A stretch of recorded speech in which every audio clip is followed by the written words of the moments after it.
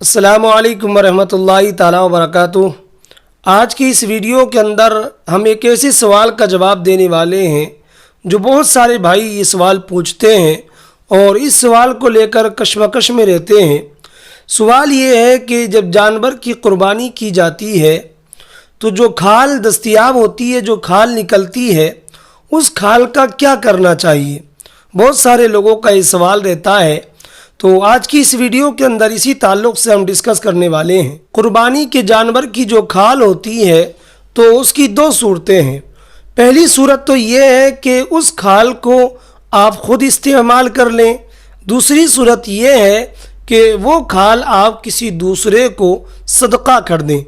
तो क्या सदका करना ज़रूरी है या ख़ुद भी अपने इस्तेमाल में ला सकते हैं, और अगर इस्तेमाल में ला सकते हैं तो उसकी क्या सूरत है, किस सूरत में इस्तेमाल करना जायज़ होता है। तो आप यहाँ पर तवज्जो रखें, पूरे मसले की वजाहत आपको इस वीडियो में मिलने वाली है। तो करना ये है कि अगर अपने इस्तेमाल में लाना चाहता है तो पहली सूरत तो ये है कि उस खाल को, जो कुर्बानी के जानवर की खाल है, उसको उसी की हालत पर बाकी रखते हुए इस्तेमाल कर सकते हैं।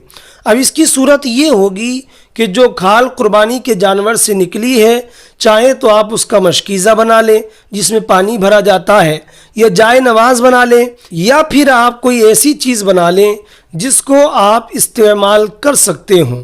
तो ये है पहली सूरत कि जानवर की जो खाल है उसको उसी की हालत पर रखा जाए और उसको इस्तेमाल कर सकते हैं। और दूसरी सूरत ये है कि उस खाल का ऐसी चीज़ से तबादला किया जाए, ऐसी चीज़ से बदली जाए जो शय जो कि तू बाकी रह सकती है।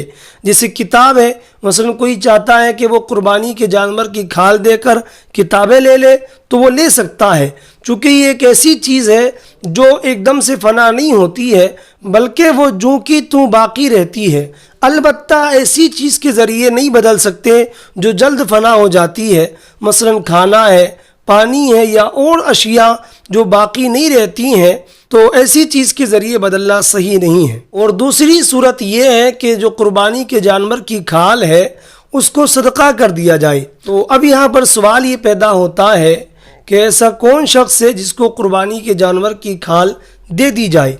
तो आप यहाँ पर जहन में रखें कि जो कुर्बानी के जानवर की खाल है वह आप किसी गरीब को, किसी मिस्कीन को दे सकते हैं, लेकिन सबसे अच्छा तरीक़ा ये है कि कुर्बानी के जानवर की खाल आप किसी दीनी मदरसे में दे दें, चूँकि वहाँ पर तलबा रहते हैं। तो आप अगर वहाँ पर कुर्बानी के जानवर की खाल को दे देते हैं तो आप अपने ज़िम्मे से बरी हो जाएंगे। अलहासिल ये है कि अगर आप अपने इस्तेमाल में उसको नहीं लाते हैं तो उसको सदका करना ही ज़रूरी है। तो उम्मीद करता हूँ इस वीडियो के ज़रिए आप पर मसले की वजाहत हो गई होगी।